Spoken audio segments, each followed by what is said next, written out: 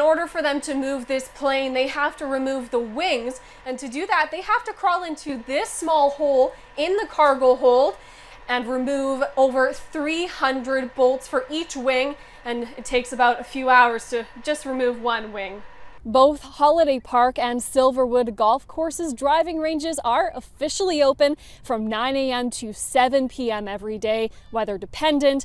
All 3 owned city golf courses will be open later this month.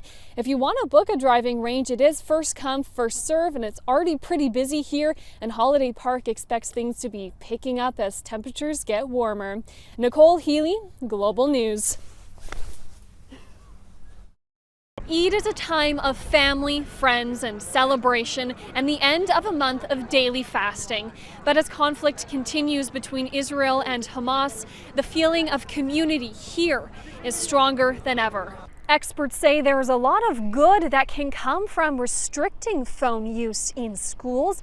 However, one child psychiatrist says many students use their phones for research because the provided school technology is just not efficient, or there isn't enough available for the entire class. According to a survey done by the Canadian Federation of Independent Business, about 1/3 of Saskatchewan small businesses say job action by Saskatchewan teachers led to several challenges. But there is hope in the air. Pork's Garage and the CFIB say with a tentative agreement between the government and teachers on the table, many businesses are hoping daily life can go back to normal. Nicole Healey, Global News. Steep Hill says it hasn't noticed a direct link between the rise in food prices and the carbon tax. Experts say we won't see a straight line between the two, but there is a connection. The union representing community service workers says low wages, not being offered the same holidays as management, and not having 2 consecutive days off are the main issues behind giving strike notice this week. Saskatoon Public Library says several libraries across the city will be changing their hours, including Francis Morrison Central, Mayfair Library, Carlisle Park, and Dr. Frida Ahenekeu Library in Pleasant Hill. The new hours will be 10 a.m. to 6 p.m. Monday to Saturday and 1 to 5:30 p.m. Sunday. Students use this intersection every day. The University of Saskatchewan Students' Union says it's a very busy intersection, which we can see, adding it's advocated for enhanced safety measures for students and continues to work alongside the university to improve safety at these key intersections.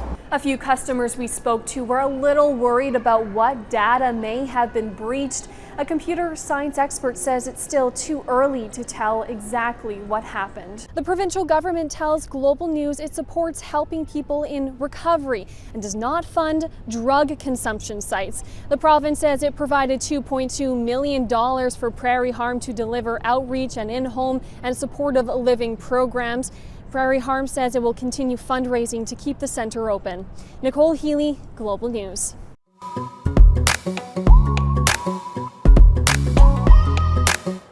This is the last time this 1976-built Fokker F-28-1000 will be on Saskatchewan soil. It's been sitting at the Saskatoon Airport since 2002.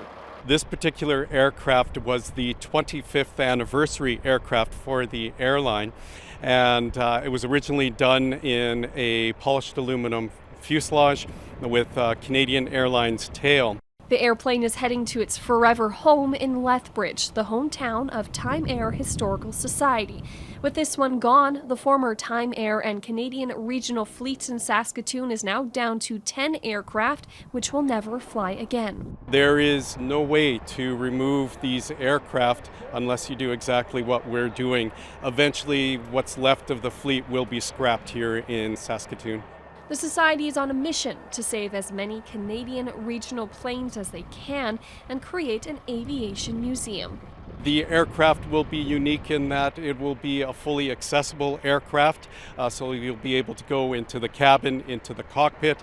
If you want to go into the cargo hold, you can do that too. In order for them to move this plane, they have to remove the wings, and to do that, they have to crawl into this small hole in the cargo hold and remove over 300 bolts for each wing, and it takes about a few hours to just remove one wing. So they kind of go together like Lego that's in there. And surprisingly, it's very easy to get them off to a point if they don't want to be stubborn. It's no one-man job. It takes a whole crew of volunteers to get this plane on the road. There's specialty recovery points on the F-28, so if it ever goes off the end of the runway or something like that. So you can actually lift the airplane quite easily. So we strapped it up that way. The plane will be removed from the airport on Thursday and make its final journey to Alberta Friday afternoon. Nicole Healey, Global News.